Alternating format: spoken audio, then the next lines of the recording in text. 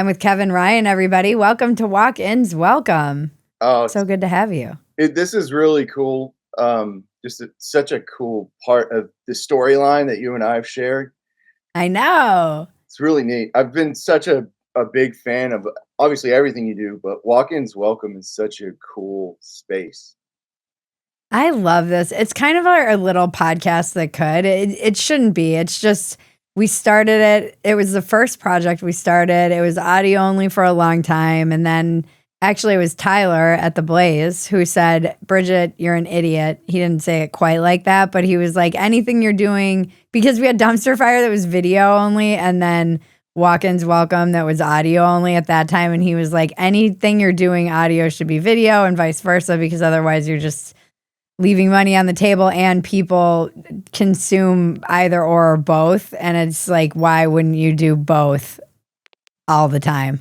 Man, I love and that. So that's when we really pushed ourselves to go to, I felt like audio is nice because I thought people could it was easier and people could, I find myself being more, I guess, emotionally honest and vulnerable when it's audio only. And I know that I think the one and only time I've cried online is Megyn Kelly, but it was when it was audio only, because I have my rule that I won't ugly cry on the internet.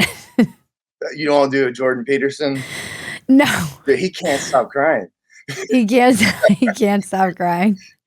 I remember so you and I have known each other since when did we meet? 2017? 2018? Yeah, because I had been I think it was 17, because we met when you came to Dallas. I was still working in the studios at the Blaze, and I was writing for Glenn and for his podcast. And how long were you there? I was at the Blaze in total for 8 years, and then for 6 of those years I wrote as on Glenn Beck's writing team on radio and on for his podcast. So, and it was like such a tremendous experience for my career. Like, it was so good for me to really learn the mechanics, because it was like I didn't even really get into journalism on purpose. So he was such a good mentor for me. And Ricky, his executive producer, like, she taught me everything. Like, here's what you need to do, to justify being a creative. You need to be a good producer. You need to do this, that, and the other. And Tyler, the CEO, is just like, I mean, they all feel like family for everything they've done for me. Yeah, Ricky and I met, actually. She was the one who booked me on Gavin McGinnis's podcast when I was way back in the day. And she and I hit it off like BFF forever. After that, she was great. And then he got canceled that night. That was I truly am like the Forrest Gump of the culture wars a little bit. Like, he had this twinkle in his eye and he was going up to New York. We were in DC and I wasn't even sure if I should do his podcast, but he really wanted to talk to me about getting sober. And I was like, I'll talk to anyone about that. And I did feel like the right wing didn't really have the benefit of a lot of those conversations, because the left wing really dominated magazines and that kind of wellness culture at the time. And so I went and was talking to him about all the things. And then he was going up to New York and he just had this like twinkle in his eye. I just saw it, this trickster. And I was like, Gavin, please don't go do anything that's going to make me regret being on this show today. And then that night I was in this bathtub. These are the stories I want to tell in my book about being caught in the crossfire of the culture wars. Another book I want to write. But I was up in this like bathtub at a friend's house. I was staying in DC and I see like Proud Boys is trending and I'm like, oh no. And I'm just crying in a bathtub because I think I've just affiliated it with Nazis. Oh yeah. It's funny because it was the night he took out the sword in New York, and he's pretty much been like canceled ever since. Yeah, that was sort of like I had actually met with him. I profiled him. I was up in New York and spent like 7 hours with him at a bar, and profiled him, and we had the profile scheduled, and it like we didn't even think about it. It went out after he had been fired, and it was like this, examination of his career and like sort of a dive into the like the what can you do with offensive comedy? Like, why is it offensive? Why is like inoffensive comedy so much more difficult? And um, that was it was cool. It was cool, but then it was like, oh, that was bad timing. Yeah, it's funny too because I really heard about him for the first time. I think I'd probably heard about him, but again, I wasn't really online until I started writing for Playboy. And when I was doing my piece on Real Men Eat Pussy, his piece for Vice was like the most cited, quoted. It was like some revolutionary piece on this topic, and everybody referenced it and everything directed back to it. And Gavin was already kind of Gavin 2.0 at that point. I was like, God, he was like such a great writer and so funny and was truly like the voice of Vice in those early days at Vice. So did you read Vice?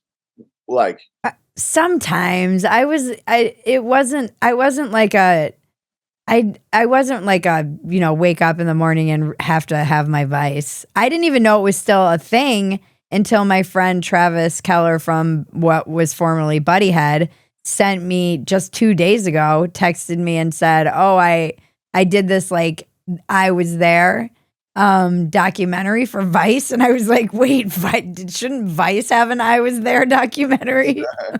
Like, I didn't even know they were still around. Yeah, it was, I remember like going into American Apparel, like I forget, it was like once a week or once a month to pick up the print edition because it was. Oh yeah, yeah. And it was just so good. And I mean, Gavin McInnes is like he just wrote under so many like fake names, and he was Vice in the golden era. Yeah, he was, and that's he set the tone for it for sure. Definitely, yeah. And like it's such a shame that like with the nature of cancellation, which I think is more complicated than a lot of people make it out to be. With the nature of cancellation, it's almost like all that work was invalidated because Rush Limbaugh, in his words.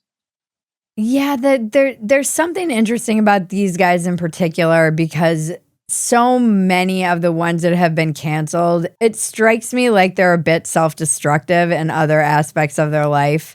And it would have been really easy for me to be a raging alcoholic, crazy person coming up. Excuse me, I don't know what's wrong with my voice. It would have been really easy for me to be just a like alcoholic lunatic, drug addict coming up in that time. And thank God I wasn't, but because I probably would have been canceled and I definitely would have leaned into it. I definitely would have been like, I'm canceled. Everybody's against me. And it's like, well, yeah, you're also a freaking self-destructive alcoholic and you can't stop getting in your own way. So some of it is saying things other people can't say and being punished for it by a culture that's puritanical.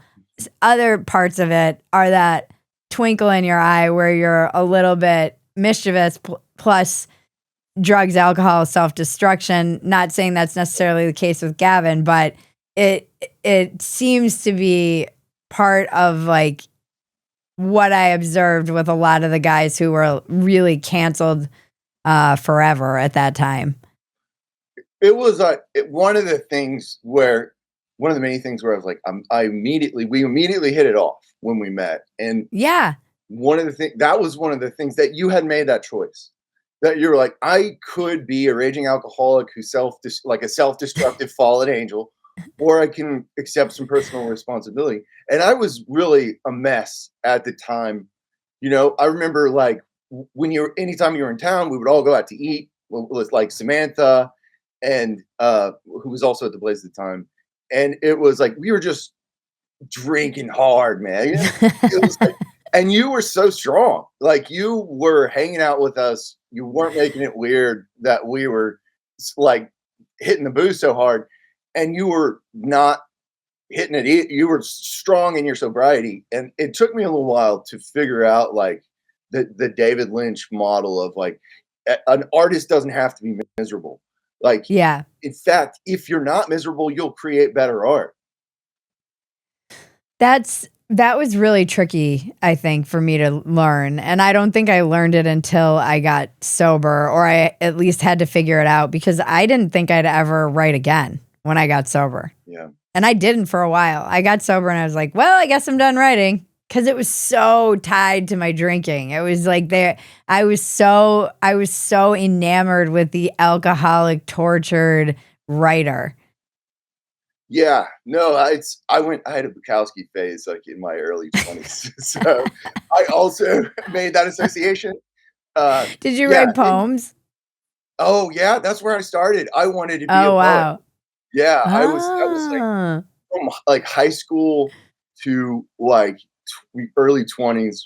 It was poetry, and then I was like, I'm never gonna get anywhere with this. So I was like, I did short fiction, and then it was like that was quickly obvious that wasn't going to work either. And I forget who said it, but they were like, you should do journalism. And that's really the only way to make money. And there were a series of these coincidences that it was just, call it whatever you will, call it like, this was meant to be, or the universe is guiding me in a certain way. But God. Exactly. That's how I view it. But it's also like, I don't want to be heavy handed in that, like, because I know and you and I have talked about this. Like, I don't have a problem with atheists, Yeah.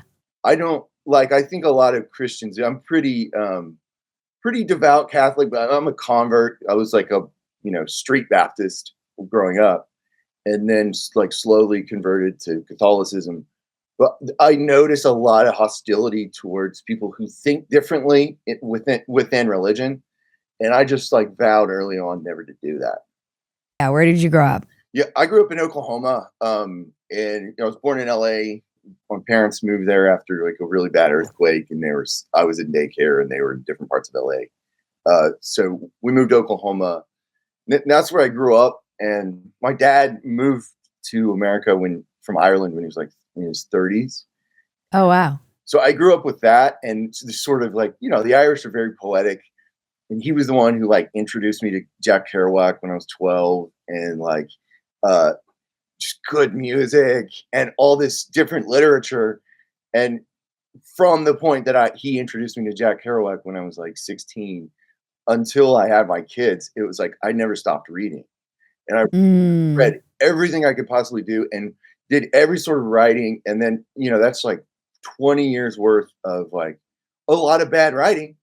Like a lot of it, but a lot of like learning and hard work. And I know I'm kind of jumping around here, but it's like I think about this with regard to you and me as writers. I feel like we're really lucky that we got to learn all the difficult parts of writing before this AI revolution. Yes.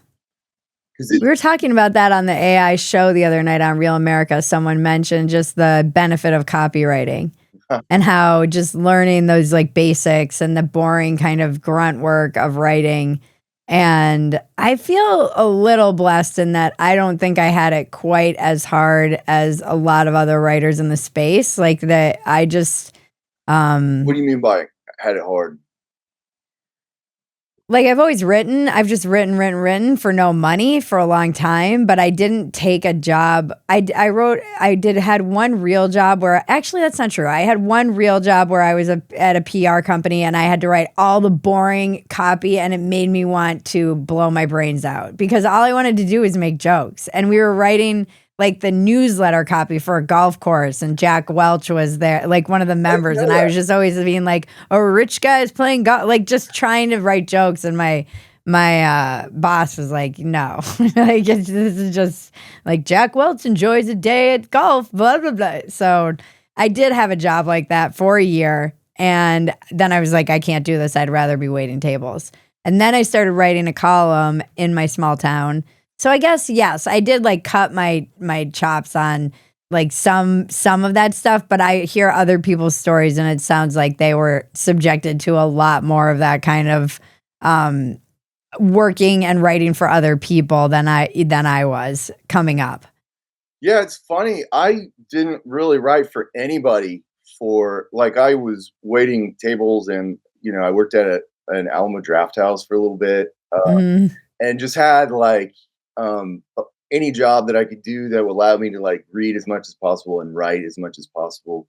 And then I would travel because I think it's a big, and I see this in what you do as well. Like it's important. It's more important for you to have those job, like a waiter job, than it is for you to like get like a classical education, which I kind of also did at the same time. But I think you learn so much more from being a waiter or a waitress than you do from a lot of the like theoretical studying. Yeah, I think for people who are Irish, this is what I realized when I went to Ireland, is that the gift of gab is something that we take for granted, and it comes very naturally to me, and I take it for granted that it does not come naturally to everyone else. Like I'm just chatty. I want to chat with everybody, and people, ex-boyfriends, friends used to make fun of me for it, and then I went to Ireland and I was like, oh, I'm just Irish. Definitely. That's what it is. They're just chatty. They're just chatty people. Oh yeah, no, and it's like the Irish are like inherently literary and poetic, and so like you can have a conversation with like a mechanic, and he can like and the Italians are like this as well, where they can use a phrase, and you're like, that was a really beautiful thing to say, and they're talking about the engine of a car. Yeah. And so, that is sort of baked into us. That's why you have like Joyce and Yeats and some of the greatest writers in Western civilization come out of Ireland. It's no coincidence. When I went to Ireland, I wanted to take the ferry. So I went from London, took this train ride to go get the ferry. It was like this long, but it was through the English countryside, which is the most adorable. It's beyond anything. I wanted to get off on every stop and just go have tea. Yeah. And then I took the ferry, I was like, I want to feel like my people. And I did feel like that Atlantic Ocean and coming up to seeing the bluffs on Ireland. I think I like made out with a guy on the ferry that I had met in the train. Maggie's laughing because she's like, this is a classic Bridget story. I definitely was one of those chicks who just liked making out with people in transit, like where you never see them again. Like just a make-out session, nothing wild, but I do think I had a little fling on the ferry and it was very romantic, and we were like I think he was from Australia. I can't even remember where he's from, but yeah, it was that was a fun adventure, but I wanted to do it because it was like Joyce at the ferry station. There's a whole thing for Joyce, and I wanted to I was like, he used to do this. Like these are my people and my roots. That's I felt it. Accurate. Yeah, and it's like if you're gonna go to Europe, then you get like you were in your 20s at the time. No, I was in my 30s. Well, that works too. Yeah, it's like Maggie's dying. No, I was like 30. This was in 2016. It wasn't that long ago. 10 years ago. So I was like 36. That's cool. I haven't been back to Europe since. Like I used to go there for the summers and teach English in Spain, and then use the money to like travel around a break and then go home. It's such a cool place to go for. I don't know about going there now. I don't know. It seems like they've got some stuff going on. Yeah, it does seem a little dodgy, but going through some. Maybe that's just the perception we have from our media. We should probably go over and check it out. That's true, yeah, because like a lot of my friends in Europe who talk to me about what's going on here have the same idea of what's happening here in America. Yeah, they're not wrong. You're like, no, it's accurate. Yep, yeah. Some of the details are a little off, but yeah, our nation is a dumpster fire right now. Are you dealing with an HMO like I am? It's such a pain in the butt. If I want to get any sort of testing done to ensure I'm making my health a priority, I have to wait weeks for an appointment to see my doctor, then get a referral from her, and wait weeks more for an appointment with the specialist I needed to see just to get some lab work. Quest simplifies this process. I can purchase my own lab tests online and test for a multitude of health issues I might be concerned about, then take those results to my doctor better armed with the information I need. At questhealth.com, you can get hundreds of tests across several different categories, from allergies to heart health, hormones, sexual health, women's health tests for egg quantity, perimenopause, menopause, men's health tests for testosterone, prostate, and so much more. These are lab quality tests, the same ones you'd be given at your doctor's office. So prioritize your health and visit questhealth.com today. Use the code Phetasy to get 25% off and find answers to the multitude of health questions you may have. That's questhealth.com and use the code Phetasy for 25% off. So where did you go to school? So I got my undergrad at the Catholic University in Houston, and then University of St. Thomas. But I was like, it's in the Montrose neighborhood where we lived, which is like the neighborhood, and it's like where all the artists and poets and all that. So that was a cool, like that balance was really cool. And then I got my graduate degree at the University of North Texas when it was like really at the top of its game. Like George Getchow, the Wall Street Journal, he's like a Pulitzer Prize judge. He's the one. It was really cool because he's the one who taught me to be a journalist. Like I went to school, and he's like, "Hey, your writing style is really crazy and weird. I think you could translate it into journalism." So, like, and he taught me how to do that, and that was wow. Yeah, that was a really cool.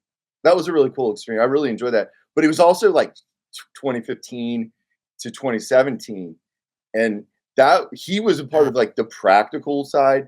I was also part of the academic side, which like I studied under a critical race theorist. Wow. Yeah, that was brutal. I was like, but it supplied me with fuel for like the rest of my career. But I also think more than anything, it supplied you with understanding. I mean, if you're not completely indoctrinated by it, it gives you at least the understanding of what is going on in a way that most people didn't have. Like, the reason I hate the term woke, but I also think that it's useful, is that it does describe critical theory and all of its manifestations, whether it's gender or race or whatever theory it might be. It describes what was happening in a way that normal people could kind of understand it because they didn't have a degree in this stuff, and they certainly wouldn't know how to describe what it even is. Yeah. It's just like, oh, that's woke. It's like shorthand for like thousands of hours of critical theory, essentially. And the problem I had was people would push back and say, oh, you can't even define what woke is, which is not easy to do, especially, again, if you're a lay person. And it's just like, but come on, like, you know what they're talking about. My resistance to so much of the discourse is when people play dumb. Yeah. Like, you know what we're saying. You know what they're referring to, and you know what they're referring to is actually happening. And they'll be like, what do they mean? Oh, wokeness? You're like, you know what they're like. We haven't seen a white person in an ad in a decade. Yeah, no, I've read a lot of Marx, and I've read a lot of critical theory. And what I found with critical theory is like there's really two different variations. And James Lindsay and Helen Pluck-Rose and that whole group did such a great job of capturing the sort of scandalous part of it. But I did a deep dive, and the same with postmodernism and the same with Marxism, where I'm like, what is it really? And I found it to be a gorgeous, gorgeous movement. And some of my favorite philosophers are critical theorists, and some of my favorite writers are postmodernists, like poets and film and all of it. So, and I think that's one of the things that the right needs to, that I was, when I was part of that, part of the right, I wanted to really like kind of expose them to that, like the importance of the nuance of those philosophical movements, because they do have a lot to offer, and it's not all like left wing nonsense. Mhm. I mean, they're like conservative critical theorists. It's like they're kind of contradictory in what they do, but there's not the uniformity that we think, and it's not all this like screechy, nonsensical left wing like sloganry. What did you think was, gorgeous about it? Like, what was the stuff that really struck you as being gorgeous? So to give you like a so one of my favorite critical theorists is this guy whose name is Byung-Chul Han. He's from South Korea, but he learned philosophy in Germany. Mm. And so he learned like all the classic um he gets like the ideas of the East and he brings them to the West and he merges them. But so he's a critical theorist, and the way that he writes is just breathtaking. And the ideas that he's offering. So he's like, one of his big books is like the Burnout Society. So this idea that we're self-exploiting and we're doing it towards like being better, but we've been manipulated into thinking that like success is what we do, and we have to work until we're burned out and collapse. And so he promotes these ideas of like lingering, the importance of lingering, the importance of like stopping, the importance of like having conversations like these, and like how, and he pins that on like a Marxist, anti-capitalist view a lot of times, but he also, he has like a chapter where he talks about like the smoothness. Everything is so smooth now, and it does this thing for us personally that's so destructive, where we need flaws, we need warts, we need birthmarks. Like it's so important, and in an era of like AI, it's like getting worse and worse. Mhm. And his idea is that this leads to the total dismantling of the wall between the world of politics in the public, in the world of the household and the private life. Oh, interesting. Yeah, there's so much. Yeah, I can go on a critical theory, and Giorgio Agamben is another one of my favorites. Another critical theorist who's like, he's just brilliant. And these are like philosophers who are still. And that's one of the things that annoys me about Peterson is like he criticizes these movements, but he can't give you a philosopher that's been alive for over like 100 years or 50. Right. Right. Like, dude, things change really quick, and they Yeah. change. And philosophy is still going. It's still producing some incredible work that is changing the world around us, and we don't even know about it yet. So what you're talking about, I think, is really going to be necessary as we move into this new weird reality that I think the vibe has already shifted from kind of the post-Trump excitement. And now you see a lot of the people who went right swinging back to the center a little bit, but the center is so centerless. I keep describing it like I feel like the culture seems to me like it's in Inception with no totem.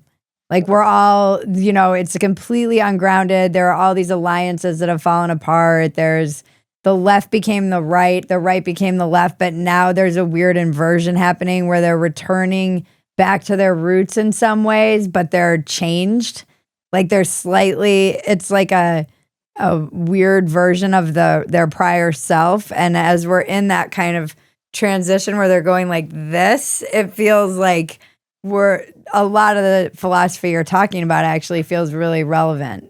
I'm not sure that people even know that's what they need, but I think that is what people are intuitively doing, is finding pause, touching literal grass, and trying to detach from the online in ways that are different than maybe the past 15 years.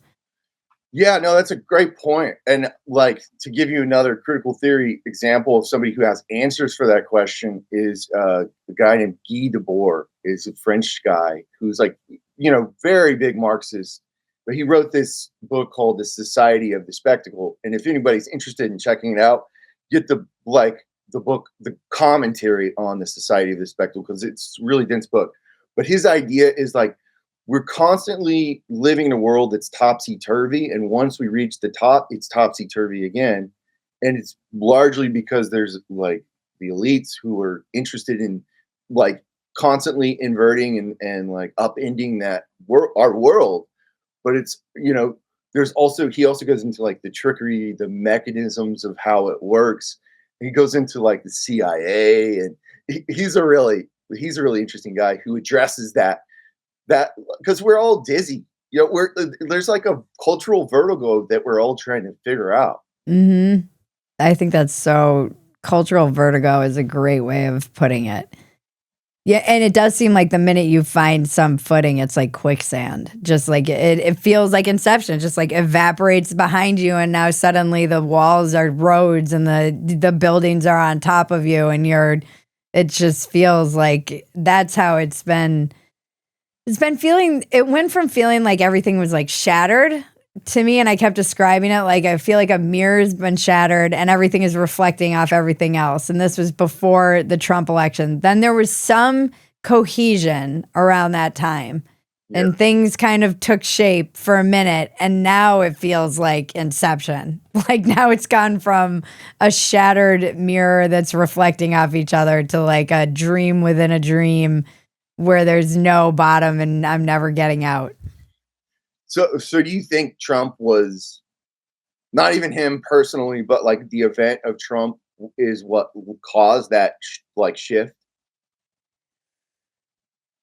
The shift into everything being shattered, like a Trump 2016, or so like from broken glass to Inception. The broken glass to me was really the 2020s, like the early 2020s. Gotcha. I think that everything was actually quite clear from like 2015 to 2020 to me, because essentially, when you read The Righteous Mind by Jonathan Haidt, so many of those things that he applies to the different parties were inverted during that time. Yeah. Suddenly, the right was becoming more rebellious, and they weren't so conservative. And the left was becoming more puritanical and more rule following. And then we see this really at its peak in 2020. But we don't have the benefit of living in a world where, Trump wins in 2020. Or Hillary wins in 2016. So we don't really, so much of it is just psychological, people, tribalism and going with their party. Although I think what we're seeing now is the party really recognizing its power and trying to drag the politics in the direction that they want to go in. People are saying about the right wing, the young right wingers, they're like, oh, see, the right wing is disillusioned and they're not really, Gen Z is not right wing, that's already dead. But it's like, yeah, because it's not for you're misinterpreting the reason. It's because they didn't go far enough. They wanted millions of deportations. They don't want any H-1B visas. The right didn't actually make good on its promise of going to the right. And now these kids or young adults are disillusioned in that it wasn't right wing enough. Yeah. And they're mistaking it and saying, oh, see, they're actually left wing. It's like, no, they're not. They're not at all, actually. Yeah. So sorry, go ahead. I just think that I think Trump will, when you look back in history, my feeling is that everything around him in this decade around him, he was a catalyst for so much of it and was in the middle of all of it. And we've been with him now it will be over a decade, which is nuts because we didn't just let him have two terms in a row. Yeah.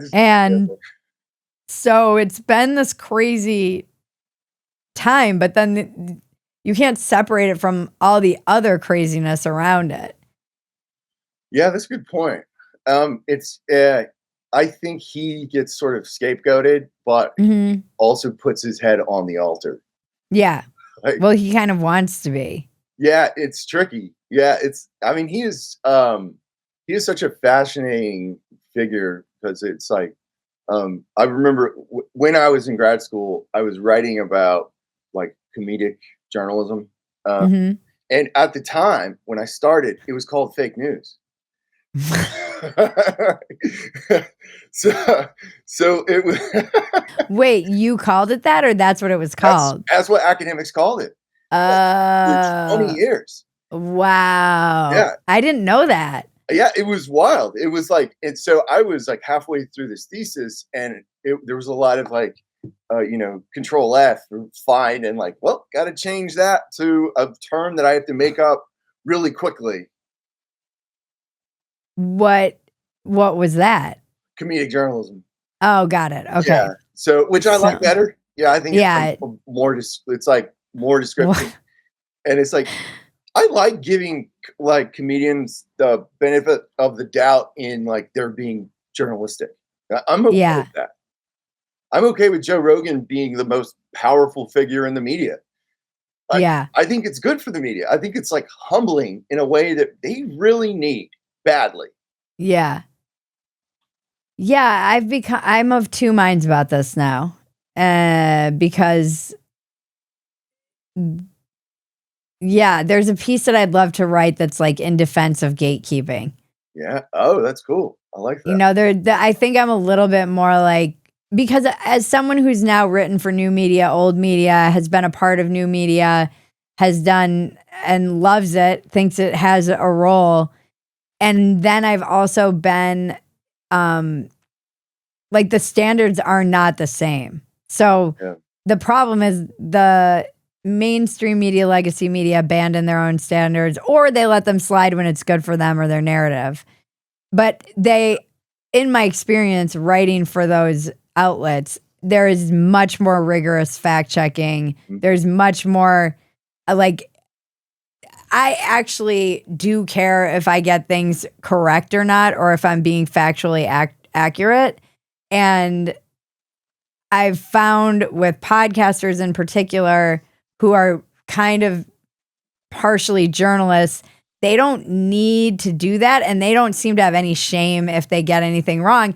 And there's no reason, there's no accountability if they do. They can just keep moving. They don't lose any professional credibility. There's no reputational damage. You can make wild predictions and be completely wrong. And if you never address it, even if the rest of the internet is, and you just keep moving, it doesn't matter. I mean, I've seen this with some of the bigger, like, Candace Owens and people who will like make these they'll remember the times that they were right, but it's like, how many times was Alex, the Alex Jones was right jar is very full, but how many times did he make predictions that didn't come true? Well, probably thousands, and we just never hear about those. We hear about the like few, we joke about on Dumpster Fire all the time. A broken pundit is right twice a year. Like I can be, so in that space where there's no, I had this happen with actually a friend where they kind of misquoted me completely and misrepresented something I said. And I had to kind of beg them to take down what was said. And they were like, oh, sorry, because it's already kind of gone viral. And I'm like, you guys aren't journalists. You're not, I would lose fucking sleep at night if my friend was like, hey, I never said that, and you're saying I said it on a platform of millions of people. It would keep me up. I would be mortified, but there's no sense of that. So I'm a little bit of like, I think really, and it doesn't matter. I think it's really an important function that the like you said, the media needed to be humbled. But now I would really love for there to be some reversion to just having integrity in general.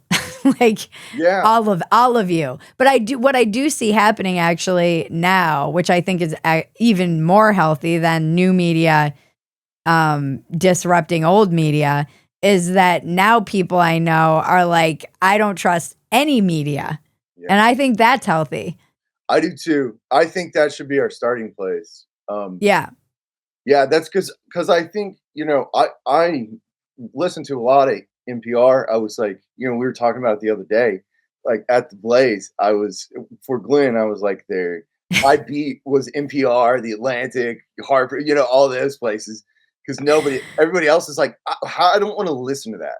It's so like NPR, and part of what makes it so unlistenable is this like stubbornness to admit their own bias. Yeah. And to me, that's like a pretty big mistake.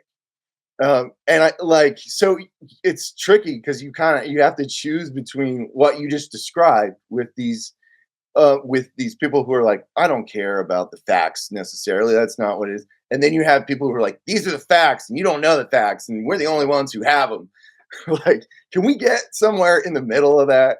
Yeah, exactly. Like, I think that right now we're in this place where and again, conspiracy theorists were right about a lot, but they were labeled conspiracies. Now, I'm definitely like an Occam's razor girl kind of to my core, because as much as I enjoy conspiracy theories, it's usually, I just always joke like, oh, really? Like Bob, who rigged the fucking the towers, isn't gonna get drunk 5 years later and cry about it to his buddy at a bar? You're telling me that the guys who rigged that are like, or one dude did this? That's not happening. It's just like the ability for anyone to keep a secret is so, usually the only people who can keep secrets are assassins and, sociopaths and the CIA or whatever.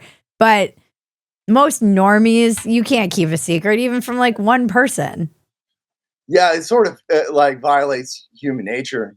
Yeah, and I think like right now, one of the tweets that I wanted to put out and I just haven't yet. It's like the young Lincoln, where people make their like statements like with that hanging meme, where it's like a very basic thing. But my feeling right now is like believing every conspiracy theory doesn't make you any smarter than the person who just takes MSNBC at their word, or like listens to the smug NPR people and believes everything that they say. It doesn't make you you're still gullible. Yeah. No, I love that. And what's cool is you have actually practiced that for as long as I've known you. I remember one of the times you were on Rogan on a Monday or whatever, and then within a few days you were at the Blaze Studios, giving like this empathy and this understanding of like, I'm going to talk to these guys too. So anybody who was in the building who wanted to have a conversation with you, you sat down and had a conversation with them. And I always loved that. I always thought that was really, because being in this industry, I've encountered a lot of people who are like either fresh off a Rogan episode or, it's like obviously part of their peacock feathers. You just never had that. Like, of everybody I've encountered who's been on Rogan, you're the one who's like, that was a cool experience, and I want to connect with people. It didn't. Yeah. You weren't inflated afterwards. Oh yeah, I think that maybe not enough. I had like people who are always, people in the industry and people who do this for a living and the marketing and all that stuff. They're like, you literally you don't post clips, you don't talk about it. It's almost like a weird, but for me, it's just catching up with my friend. And I do forget that it's like, it got very weird this last time I was on, when suddenly I'm on Elon's feed because he's retweeting clips of it. So that was when I was like, whoa, this is fucking weird. Like, what timeline am I in? And every time I've gone on since 2019, when I first went on his show, he's gotten bigger and bigger and bigger. So every time the aftermath was publicly just like way weirder, and he has got more polarized too. So in a way that it didn't, like when I first went on, no one had even heard of him. My dad didn't know who he was. He was not a household name. He didn't become a household name until COVID, when CNN made him one. And he can thank CNN for that, because boomers had not heard of Joe Rogan until he was splattered all over MSNBC and CNN for being like a COVID whatever. they were saying about him. And then my dad was like, hey, is that Joe Rogan guy whose podcast you go on sometimes? I'm like, they had no idea. He lived this, and this is also the left wing, just like no clue how big this guy was and how he had occupied this space for so long. And they were like, didn't even know it existed. It's so wild. I'm like, this literally has been the biggest podcast in the world for years. And you guys are just like, what's a podcast? They just didn't know. They didn't know. God bless them. Guys, getting older sucks. That's why it's so important to take care of yourself and pay attention to your health. This is something a lot of men ignore, and it is so important. If you hate going to the doctor and dealing with the hassle, we've got the perfect solution for you. With Quest Health's line of tests for men, you can order a multitude of men's health panel tests that keep you informed about your health. You can check your testosterone levels, get a prostate screening, a colorectal screening, or take their comprehensive men's health profile test for a more complete picture of your health and wellness. Purchase lab tests online, visit a nearby Quest Diagnostics location for a sample collection, no doctor's visit required, or get immediate results at home with at-home test kits. Your results are delivered online, quickly, and discreetly. So prioritize your health and visit questhealth.com today. Use the code Phetasy to get 25% off and find answers to the multitude of health questions you may have. That's questhealth.com and use the code Phetasy for 25% off. So as somebody who's known, I like being able to like tell people's audience, like when I've been around them and gotten to know them and become their friends, I like to be able to tell their audience that they're like, and they're engaging with somebody who's genuine and they are the person who they're like presenting. So yeah, It was like, I've been around you. I don't know. You've leveled up many times since we first met. Have I? Yeah, you have. Yeah, you have. But I'm always the last one to realize that. I mean, I love that though. It's so, there's a humility to it that is like, I love it and people love it. And it, you can tell so much about a person based on their audience. And I love Real America because you really get to see who your audience is, and they're great. They're really they're good. So great. They're smart. They think about things. As they're talking to you, they're like they're kind of going through everything in a way that's like such a relief that people aren't just saying, this is what I believe, this is what you should believe, this is how it is. So yeah, it's for your audience. This is who she is. It's like who you are. And it's been really cool to watch that. I feel that way about Joe though too. Like that's exactly how I feel about Joe. The person that you see is the person that he is. He's the same person on stage. He's the same person on his podcast. He's the same person in the green room. Like he's just Joe. And I think that is at his level, remarkable. Yeah. Just like truly remarkable to be able to just maintain that who he is through all of because the stuff like he's gone through and he just like glides through it like a freaking, just like he's taught me so much. He's taught me so much about just maintaining your sanity in doing this kind of stuff, because I think it's easy. I see people, and a lot of people will kind of encourage, people in our space to like really battle. They'll be like, go pick a fight with so-and-so, and then you guys can, I'm like, I don't want to do that. Yeah. I don't want to do that. It's not who I am. I easily could have done that many, many, many, many times. Yeah. Again, even some things, sometimes I'll tell stories about things that happened to me in media and people will be like, wait, what? How do I not even know about that? But it's because I don't need to like draw attention to it. I don't want to be the person that like kicks the victim can and is like, or just start some beef with someone so that I can fight. Although it does work. All the people I see who are beefing with each other they say that they're just battling ideas in the marketplace of ideas. And I'm like, you guys are rap battlers. You're not like, stop, please. Oh, we're just like, yeah, sure. Maybe you're like duking ideas out, but lots of people are doing that like at a bar too. It's not like Oh, you're just battling it out at the. This is just us having our ideas out in the marketplace of ideas. Like, okay, you're just glorified rap battlers.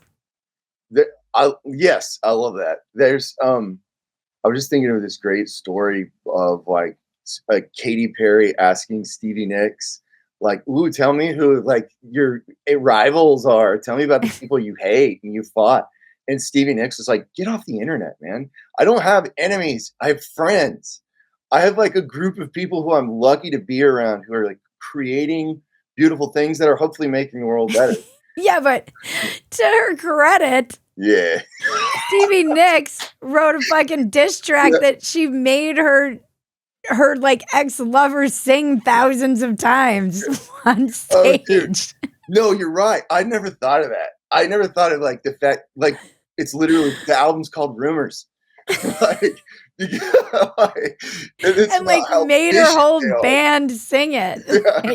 Yeah, yeah. No, that's So so she funny. might be all like magnanimous now, but man, she fucking got her revenge. Yeah. Oh man. No, that's funny, man.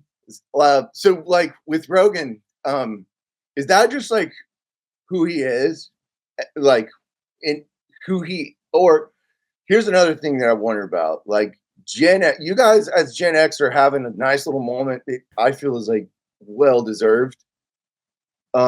And I feel like he's a pretty good figurehead for Gen X. And just find a lot of hope in what you guys are doing because it's like, the boomers are retiring and like millennials were like focusing on like early or mid career, and you guys are like finally getting to sit in the seat that you deserve. Like everybody's been talking about boomers and millennials. That's all anybody talks about. Yeah. Like, and it's nice that Gen X is here because you guys are like calming things down. I mean, hopefully, I don't know. We're also like, there's a little bit of that like, uh, um, fuck the man attitude that I think we all kind of grew up with. And so much of this too, I saw this whole thing going around and it was like these young kids, they're going to burn it down in 10 years. It's like, no, they won't. Well, okay. Yeah. Maybe some of them, but I thought I was going to burn it all down too when I was 20 and then I grew up. And that is also just the nature. You should have some revolutionary instincts in your 20s. I think it's natural. You're coming online and recognizing a lot of the inherent just unfairness in our systems and feeling powerless to do anything about it. And I'm not saying that things can't be changed. I think you can absolutely change things in systems, and we've lived through many of those things. But I think you realize there are other ways to go about it other than just, firebombing Tesla charging stations or whatever. And it's actually more helpful to learn how to be persuasive than to be like grating and irritating. But I don't know. I also feel like this generation, the generations below me, I'm so grateful I have kids because they do keep you young in that way. I could have checked out and just been, a Gen Xer kind of stuck in that, encased in that mindset. But with a child, I'm exposed to a lot of the moms and what they're dealing with and what the kids are dealing with. And then as they get older, you start to see their tastes and what they're exposed to in the show. It's like, I'm so grateful I understand Bluey jokes. I love it. That's so cool because I never would have even known. And there are generations, when I get on stage in front of like Gen Z, I sometimes feel like I'm talking to it's like another species. I don't know what motivates them at all. Yeah. That's so I have a piece coming out on Substack soon called like a defense of youth culture. Because I think this is like a youth culture situation where it's like we're always hard on the generation like during that phase. Yes. Because I think they are the most important generation at that moment. And it's like this is their chance on the stage. And I'm very much a proponent of like let them do the play. Let them Right. let them do whatever they want. I mean, that's what I wanted to do. Right. That's what boomers wanted to, and they did. And they still are, by the way. Yeah. Boomers are still doing whatever the fuck they want. Yeah. No, I think it's great. I have a lot of hope for Gen Z. But yeah, I don't know. And I'm like also like, I'm not gonna learn the slang. Like that's just so like I like some of their slang is amazing though. Yeah, they have some good. They have some good stuff. They have. I'm like, give me that good shit because you and I like words. Like the chat. Are we cooked? Chat is my favorite thing. Like we're cooked is such a great expression that you can use in so many different contexts. Yeah, I do like how they like re-emphasize vibe. I think that's such an important like cultural idea. Is like that we vibe that there is a vibe for things. I feel like we forgot that, and they were like, "Hey, you guys should bring this back." Yeah. Did you when you were? I was thinking about this too before we started talking. Like you were at the Blaze in 2015. You said to 20. So you really saw. Glenn's been on this podcast and he's talked about it himself. So I people can go listen to that as well. But he talked about how wrong he was about his audience, like how he lost touch with them because he was pretty anti-Trump for a while there. And I feel like I see a lot of influencers falling into this trap right now where they are very concerned with like Epstein, for example, which I think a lot of people are, and maybe their audiences. But what I learned from Glenn truly is that he overestimated his influence. And he said this. He's like, I was an influence. I was like a big, Fox top of his thing. And he just thought that I think he said he thought he could move the base, move the people. Yeah. And they revolted. Yeah. Yeah, that's interesting. I think he said that was very humbling for him. It was like yeah, I was gonna say I like because I was there with Glenn in that phase. So and for a while, and we're talking like 2 meetings a day. We're just like before radio and after radio. A lot of times his adrenaline's going, his emotions are so high, and also just seeing him in so many different situations and the way that he always treats people so kindly, like he's a teddy bear, like he's a good person. And he is like. So that strikes me as something that he would be very aware of. Like he is very aware of like his place in the culture and how he treats his audience. And so it makes sense that he would say that. I didn't know that he had put it in those terms, like, or even considered it that way. But it makes Oh yeah, he said he definitely thought he knew better than his audience to a certain extent, or that it was humbling to him to get that reaction because it made him realize how out of touch with his audience he actually was, and in some respects. And it was really interesting listening to him, and that stuck with me.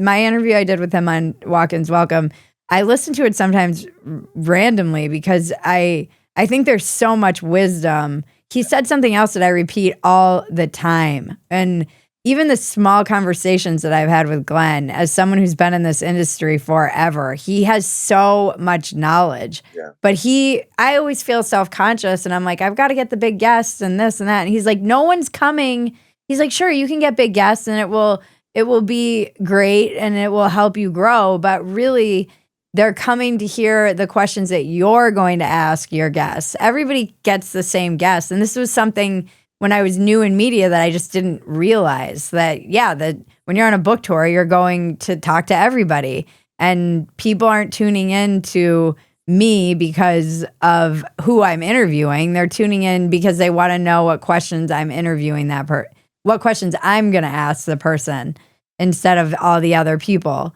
And that was really, I needed to hear that at that moment because, and I've said this to Maggie many times about even this podcast, if I was going to drop Walk-Ins Welcome because it was not making enough money, I would have done that years ago. It's not why I do it.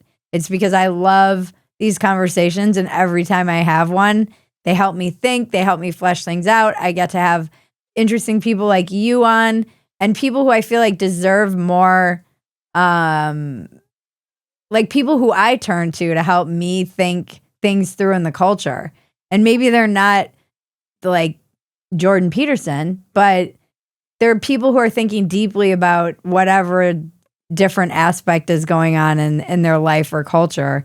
And that's why I do it. And I think that why is so important.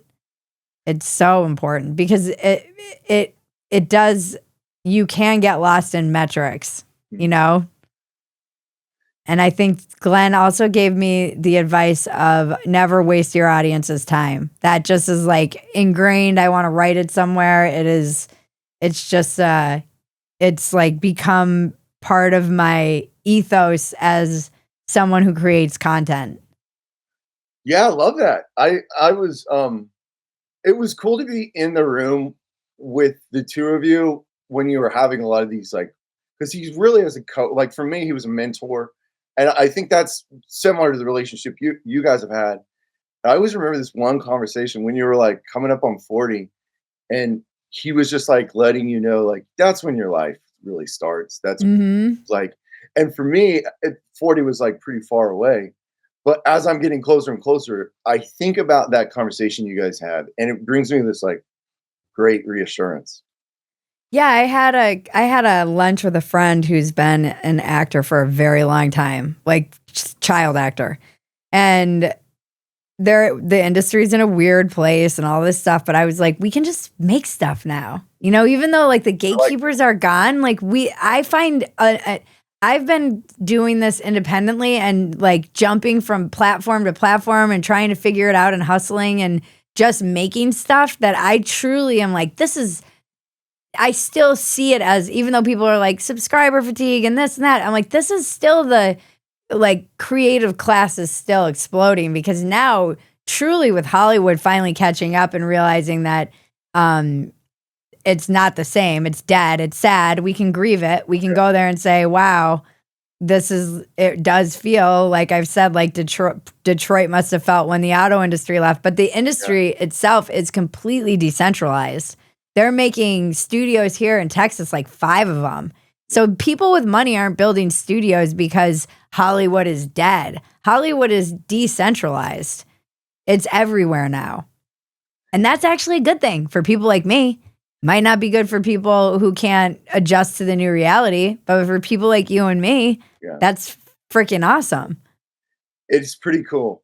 Yeah. We want to hear stories. People still want to hear stories. I think you inherently, this is what I love about your writing, because you are truly one of my favorite writers in this space. Any profile you write on somebody, I will devour. I love the way you profile people. I think it's such an art, and you are just a fantastic writer. Everybody should be reading you. You think deeply about things, and it's clear to me that you have a lot of reading and writing behind you. Like you've clearly read a lot and a lot of philosophy too. And I think that you're just beginning. Like I think you're just coming into your own. You've been writing for a lot of other people. You've been writing your own stuff, but it's like, and this is what I was saying to my friend who's an actor. I'm like, your best work is in front of you. I truly believe that. Like, I understand being a young actor, that would be a hard thing to get your mind around. But from my perspective, my best work is in front of me. For sure. I hope. That was a really sweet thing to say. Thank you. That was like, it's good. Like, I think it's good for us to hear that because like this gets to another point that, you know, it's really, even with AI, you know, we can't really use, as writers, like we can't really use AI. Like what we can use it in a way that's like, you know, a very like basic assistant. But it won't write for you. It can't do that. It ruins everything. It kills the writing. So the process of writing is still very, very, very painful. It's exhausting. It's like you constantly come up with this like oh, I can't do this. Like, I don't know how to do this. I thought I knew how to do, and like, I'm never going to finish this sentence, let alone this story. And, but what's really exciting, like you were just saying, is that I think we're coming into an era when like people want to see the struggle that went into that. They don't want to read something that was written by AI in 30 seconds. No. Like, I have this ongoing joke that I'm like, when AI can become an alcoholic heroin addict, then I'll worry that it's going to be able to take my writing job. But until then, it doesn't know the human struggle. Yeah. And you said something that really struck me when you were on Real America that I think about all the time. It doesn't know slow. It only knows efficient and fast and just faster. Yeah. And we need that pause. I think people are more and more recognizing burnout culture and feeling like it's all just such a grind, and people are taking more time to just hang out. Yeah. But yeah, that's interesting, that the AI stuff, especially, like, I think you can use it as a tool to help you level up. Like, I think you can use it as a tool to help you be more productive, in the sense that it is fantastic if I need to, like, do an outline. Yeah. Like, do a quick out where I can just dump because my brain explodes often. And for someone like me who can go, here's everything I'm thinking, turn this into an outline that is somewhat coherent, that helps me so much, immeasurably more than I can even tell you, because then I can at least start attacking it in chunks and making sense of my brain dump. It's also great for the reverse, I find, brainstorming, because it has access to everything. So if I'm like writing comedy and I need 6 different examples of a way in which something, it can't write jokes, but it can crank out brainstorming ideas that help me then brainstorm even more. So I think for things like that, you can use it and it can make your stuff. It's also really good at naming every item in this room, and I don't know the names of it. So if you're trying to do the descriptive story about we're writing a short story, and we were trying to write the description of the room where all of the tech took place. And there were all these terms that I was like, I wouldn't even know how to look that up. I was like, how do you describe a room like this? And it had terms and for things that I wouldn't even know how to Google what the name for that thing is, because I don't even know that thing exists. So there are certain things that I think writers shouldn't be afraid to use it as a resource. But it's just like an elevated Google, basically. Yeah, for sure. It makes like a pretty decent assistant. And one thing that's like been useful for me, and this is like I think a good tip for anybody who's writing or wants to write, which people should do, is that like what you can do is like drop a story in and say like, I want you to work as my editor, my copy editor. Well, I want you to like look through it once and look through it again and put it in list form. Don't rewrite this for me. Don't add new words. I need an editor here. I don't need somebody who ruins what I'm doing. And then you can go through, and you still have to go through each sentence. Yeah. You're still doing the editing process, but you have you have like an editor, which, you know, for me in this point of my life, I literally need an editor. Yeah. So that is something you can do. And you can also be like, hey, be straightforward with me and tell me if there's something that is going to bore people that I need to cut. So that's also another important function of an editor, like letting us know, like, hey, you're like getting a little self-indulgent here. Yeah. We don't need the history of horses. Although I do want to know the history of horses. We should write that book. It's just never ending. I want to know the history of bread. I became so obsessed with it during my sourdough evolution during the pandemic. And I was so fascinated with like how obsessed everybody became with. I'm like, what is that? Like, what kind of, I mean, yes, it's just people have more time and they want to do something, but why bread? Why not like language or everybody just in some lizard brain thing was like triggered, and everyone's like, must learn how to make bread. Like, what the fuck is that? That was cool. I would like really I've always enjoyed like your bread updates. So we should write about it. Yeah, that would be just even a cool essay. And I love that. Like, I have a buddy, Joe Papalardo, who's one of my favorite writers. He's a friend of mine. He wrote a whole book about sunflowers, and it's like really beautiful. Like, I like this idea of like slowing down and like picking up a sunflower and looking at it and be like, I want to know everything about this. So that would be cool. That would be like a cool thing to be like, let's talk. I have an essay outline that I was supposed to do for Arena Magazine, and I just couldn't get it together because it was all about technology, and I got this like water bottle that tracked how much water, and then I just stopped drinking water. Like, this is what I mean about the rebellious like Gen X.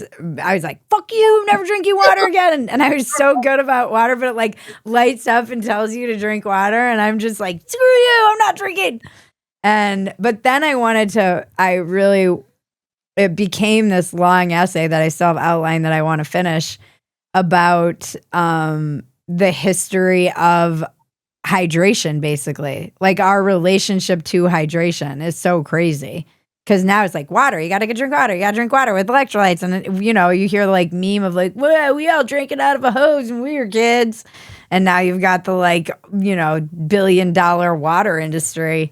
And again, that's just one thing where it's like, I want to learn about water and what was our ancient, that even in ancient times they had that water was this purifying element that had lots of spiritual, like in the rituals and whatnot. And it's always been so profound in all of our religious textbooks. And now we've got these like Stanley cups that you can put like accessorize. I got one right next to me because I live the only guy in the whole like bedazzled. Yeah. I love that. I love. Some of my favorite poetry involves like water imagery.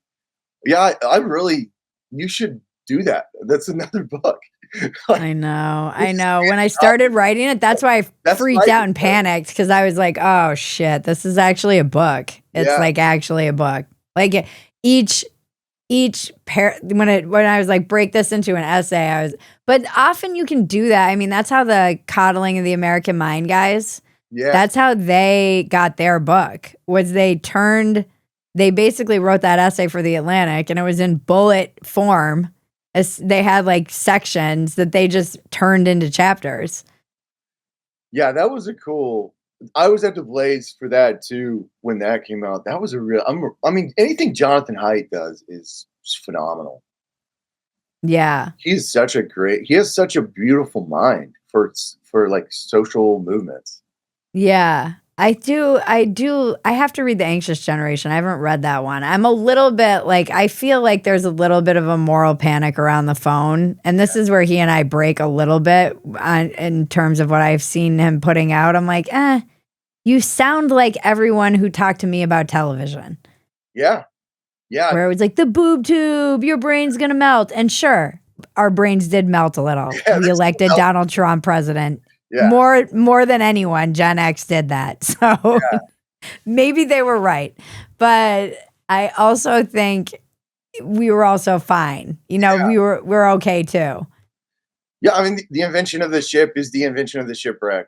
Like, and you can't get too far away from the reality of shipwrecks, and you can't get too far away from the beauty of a ship.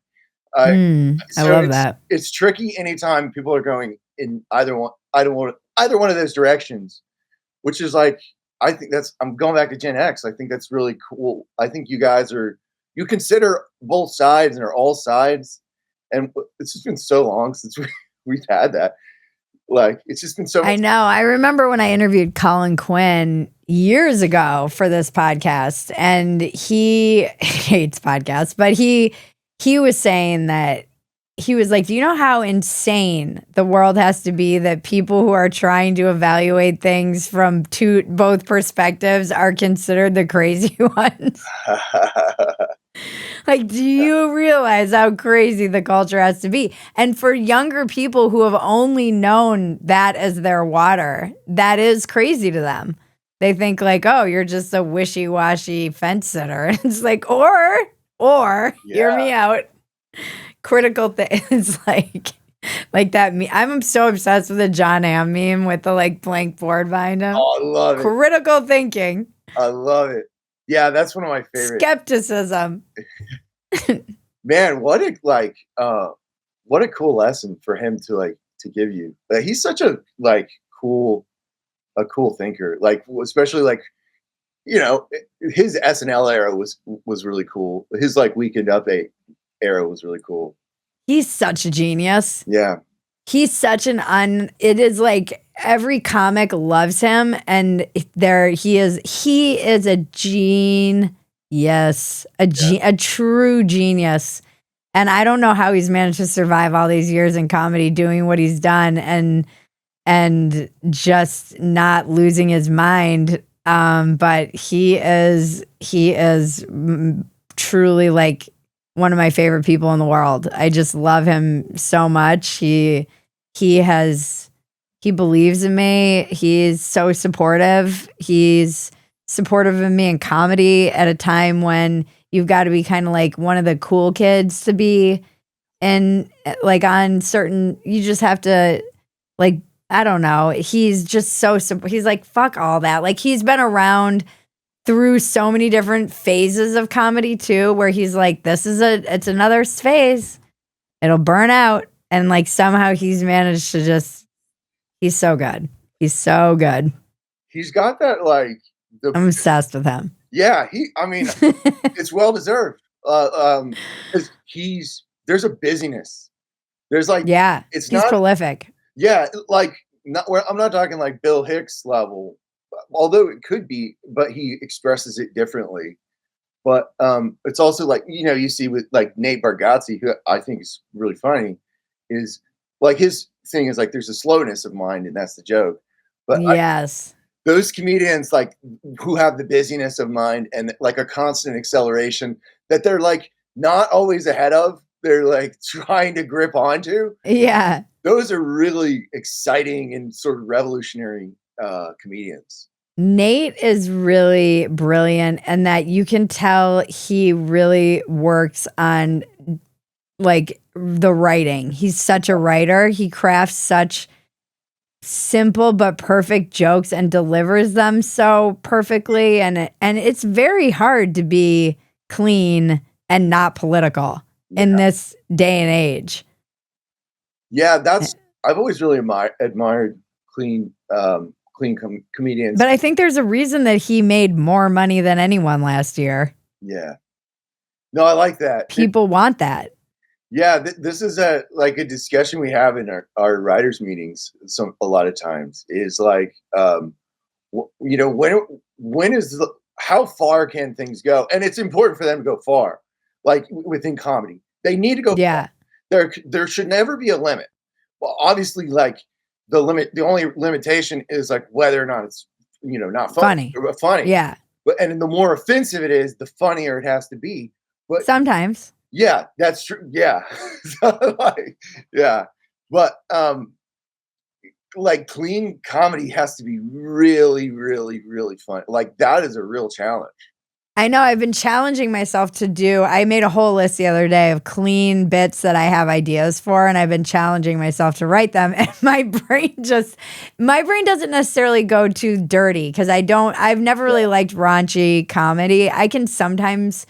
It's very rare. It's not really my thing. It's not really comedy I've ever loved. When there are really smart comedians who are also raunchy, like Louis, the raunchy stuff is always my least favorite stuff of his. Yeah. It's always like his more elevated, smart stuff. Like when he talked about like what calendar we're living in, and it's like, we like clearly the Christians won. We know who won that. What year is it? I love it.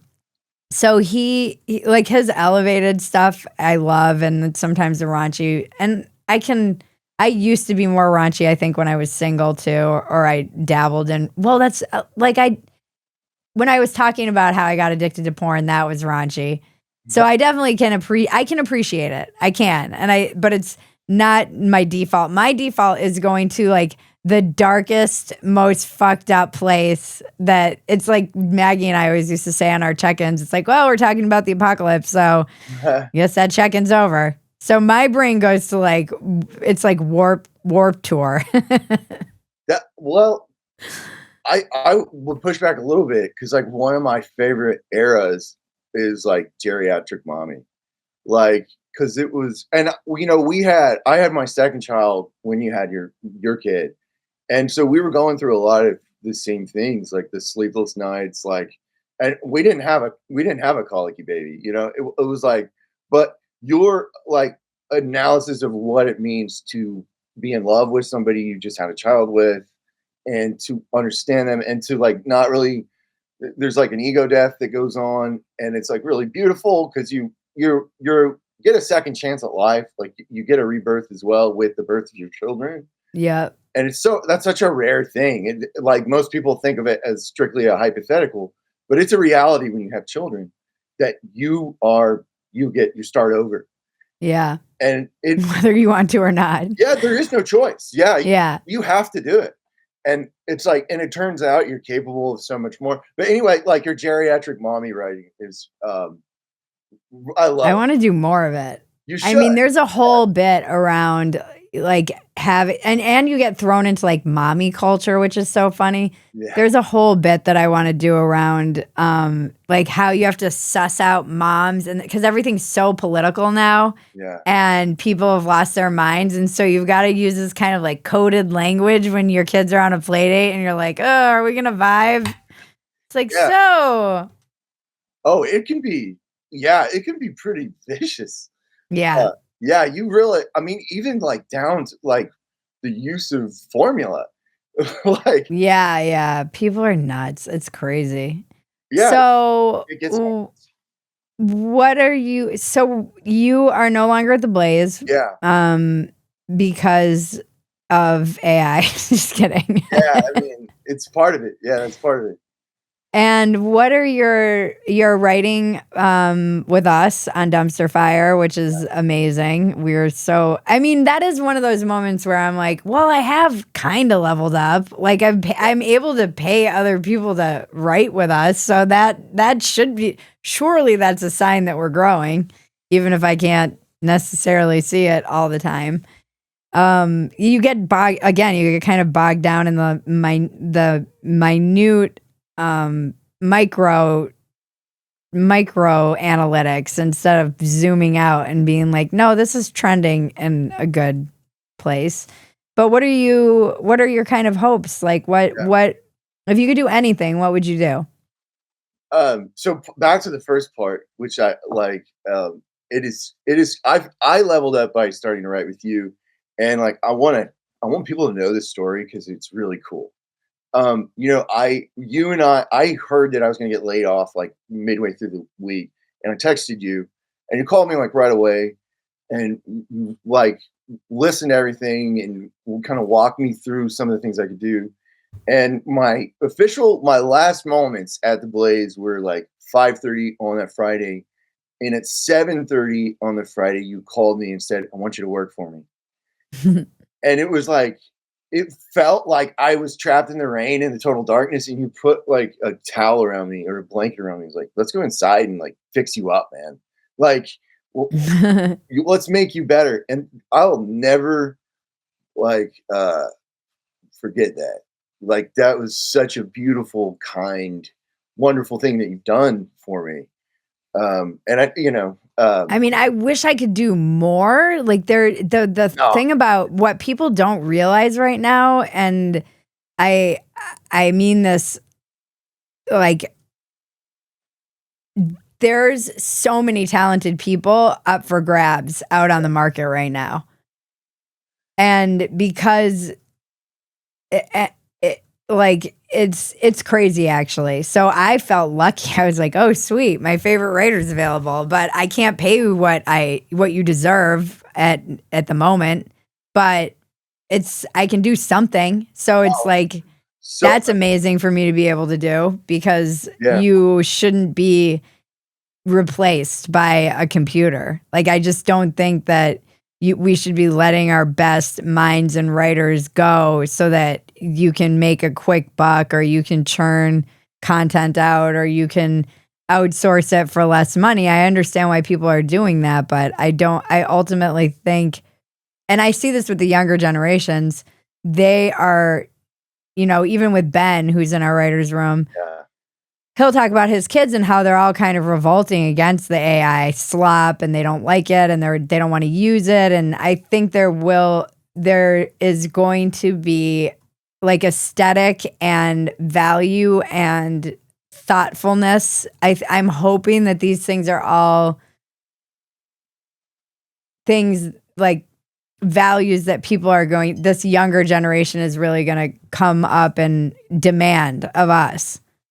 I hope we should be giving it to them. They deserve it. They deserve value. They deserve thoughtfulness. They deserve our blood and sweat and hard work, and they deserve that struggle that it takes to get that word on the page, because how else are they going to know?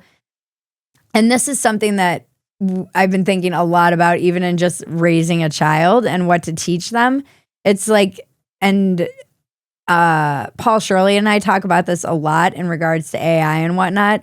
That process is everything. It's not just important. It is everything. It's why we do this. It's like we can't outsource that process. You can outsource some of it to be an assistant, but you can't outsource writing your words down and that struggle and that thinking that it takes you to bleed onto that page. If you're a writer, you just can't. Yeah. You just can't. No, I write because I fucking have to. Yeah. It is like breathing for me. It's not something that, like, to outsource that to a robot would be doing myself just a massive disservice. But also it's not, I couldn't do it. I can't do it. Yeah, I like that you put those two things together, which is like they deserve from us, and it is our responsibility to give them a better option, and that we don't indulge ourselves in just offloading these things. No, and it should also not be too easy. Like, I know it's hard. It's a craft, like a craft. Mm-hmm. If you're good at it, it's really hard. And like, we're also very lucky. You talk about that a lot. Like, we obviously have worked hard for years, but it's so humbling to know that there are people who are interested in like seeing what we've produced as a result of all that hard work. Yeah. So I like that framing. I mean, this is Glenn too. Like, never waste your audience's time, but I also don't think I should ever take my audience for granted. They deserve. So many times when I've wanted, it is like that God shot when I got sober. There were many times where I'm like, I'm going to drink tonight, and then some person that I was going to, like, the last table of the night was someone from the 12-step meetings that I went to, or something where it was like a true God shot. But this happens also in my work that I do here, where it has been a grind. And I've had full on, after I had Matilda, and I don't like talk about this really ever, but I had I was really like, I don't know if I can keep doing this. Phetasy was very much in a make or break year. We had moved. I had had a baby. She was 1. I was isolated. And I was like, I don't know if I can do this. I don't know if I have it in me to do this anymore, to keep pulling it out of me. I was feeling really down about the culture. I was feeling down about Dumpster Fire. I hated the way I looked, which is hard when you're on camera as a woman. I'm sure a lot of it was hormonal. And I felt very much on my own, and in a lot of respects of just like, I just didn't know how to motivate myself. Like, I'm pretty good at finding the like strength within in those moments, but I really was just like sobbing, like, I don't know if I can do this anymore. But I kind of also didn't have a choice because I have a family to provide for. And I'm grateful that I didn't have a choice, because it forced me to dig even deeper and find that strength. But it was like out of God's will. I got an email from someone, and this is why it is so refreshing when audience members take time to do this, because they do not know. Someone emailed me and was like, thank you. This long email of like how I had helped them and inspired them to get sober. Just this long thing. And it was so moving. And that's why I have this sign in my office that says it's not about you. Because in those moments, I'm like, this isn't about me. Like, it is about me, but it's not about me. It's not why I do it. I want to connect to people. And when you're doing stuff virtually, which is why I've been so grateful to start doing comedy again. When you're doing stuff virtually, sometimes you forget that those people are real, that they're taking time out of their day to listen to you, and it's valuable. It's like precious. And those emails and notes have come every time I'm like, I'm gonna quit. I can't do this. I'm gonna go get a job. I'll just go get a job somewhere and be a staff writer at Free Press if they'll ever have me or what. Like, I'll go beg for work somewhere. Oh yeah. No, I was ready to go to trade school. Yeah, that wouldn't be a horrible thing either, though. Yeah, no, it's wild that you have that plaque, like, this is not about me. Because we have that written on our mirror in our bedroom. Oh. Like, because my wife's a counselor, so it's like that's an important phrase for both of us and as parents. So that's cool. I didn't know that you had that. One of my audience members made it for me after listening to this show and just like repeating it, that I was like, I need a plaque. This is not about you. And they sent it to me and I have it and I love it. It's just like, it is a constant reminder. And then the other thing is something that Sam Talent said on Joe Rogan's podcast when he was talking about doing stand-up and what a grind it is. And, you know, he's big now, but you're not for a long time in that. And he had "This is fun" tattooed on his mic hand. And that has been something that is so, it's like, this is fun. I get to do this. I don't have to do this. This is something I get to do. I get to be creative. It is, no one will ever really see that struggle of like becoming that kind of when you're trying to build something sustainable out of your own creativity and your own mind and art.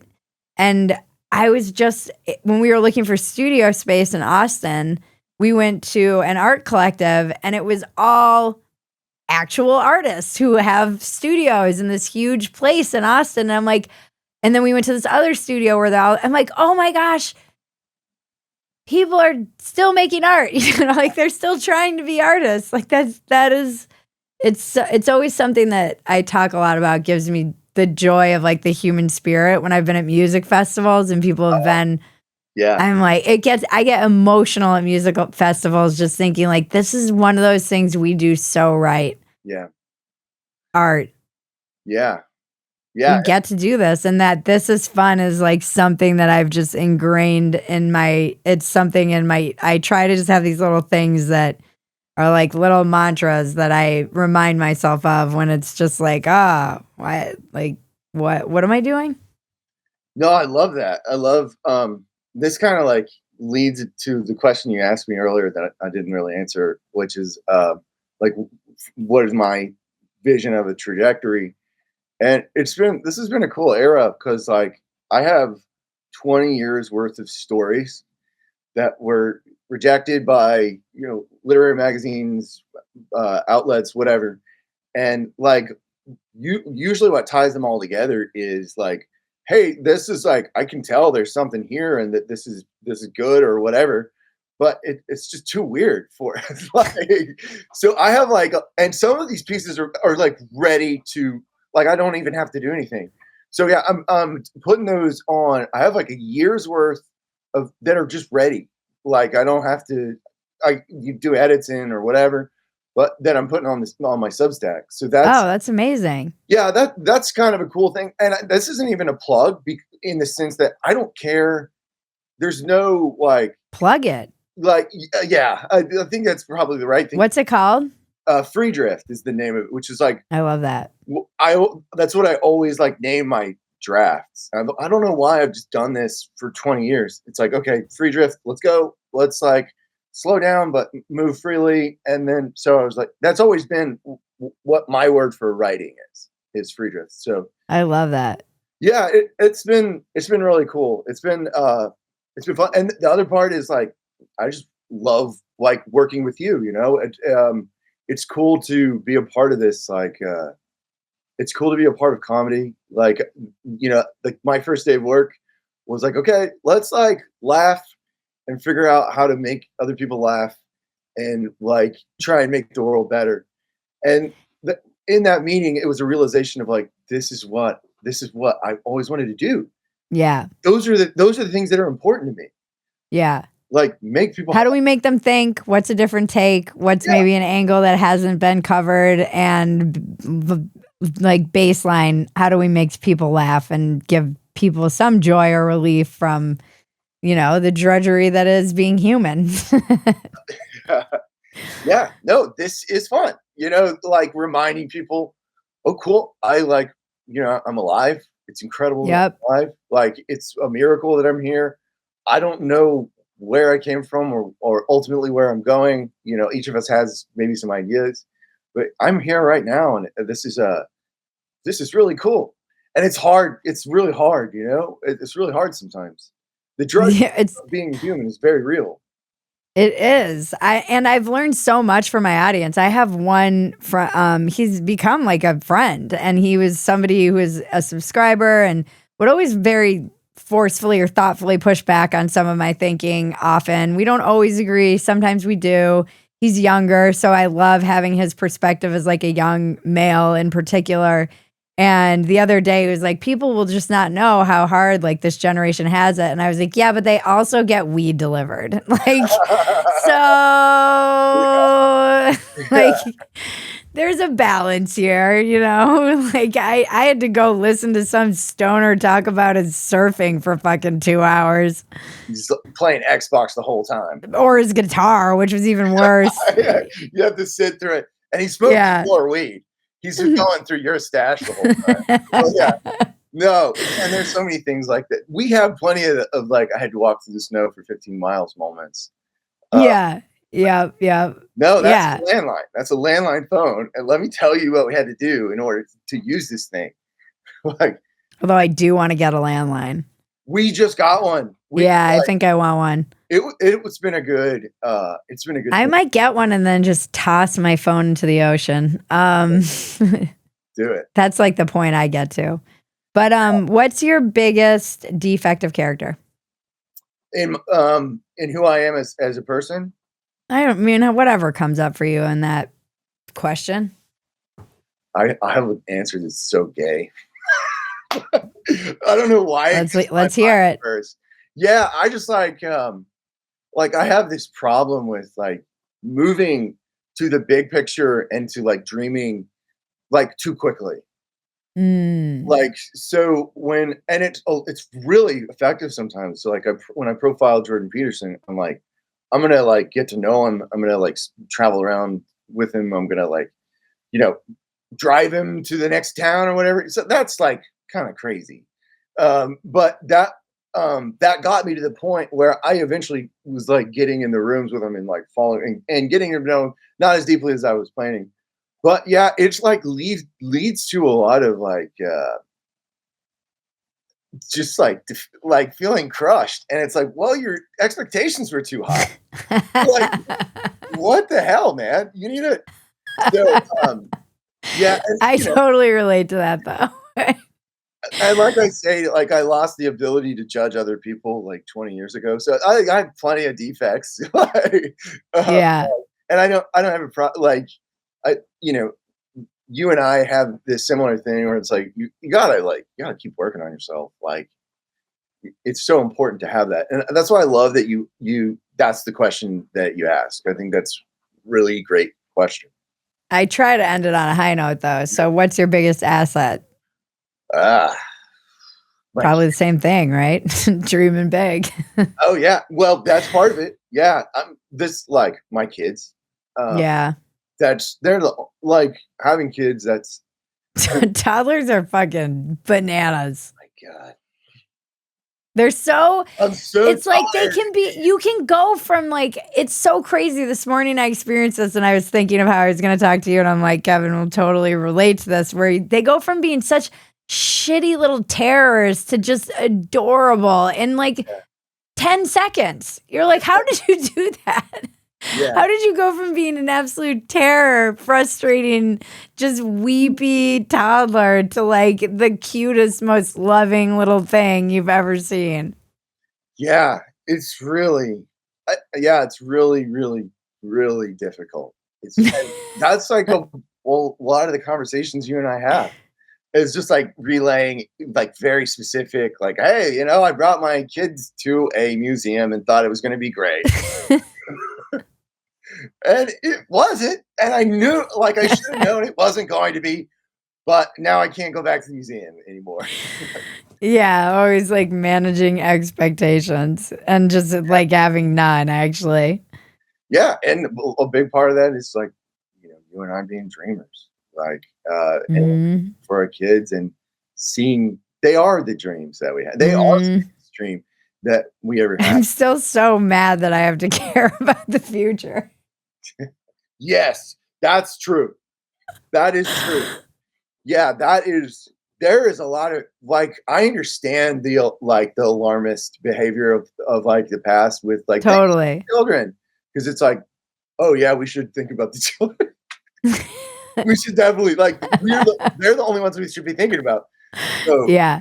I have more empathy for like the Simpsons character who screams about think of the children. Yeah.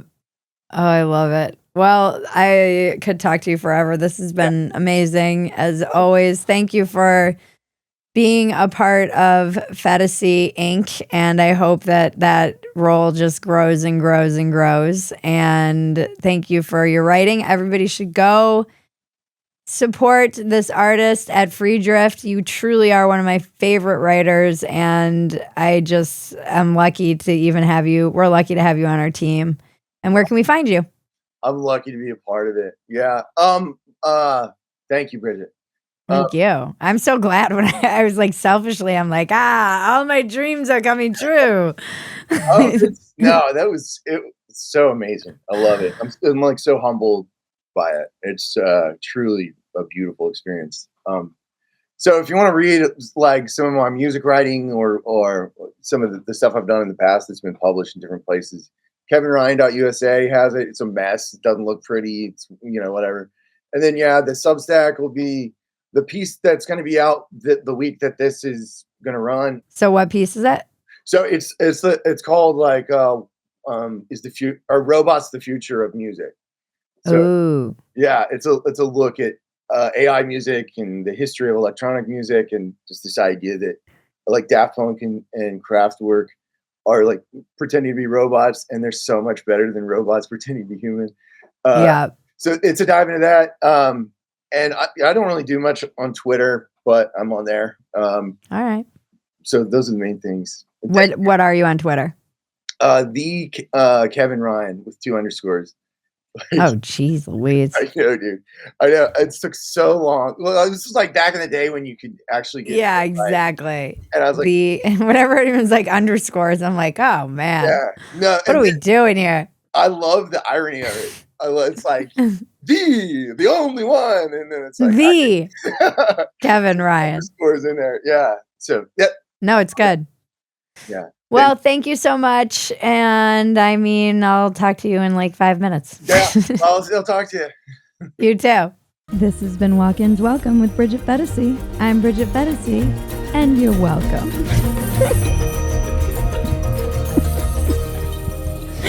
It's the dumbest line.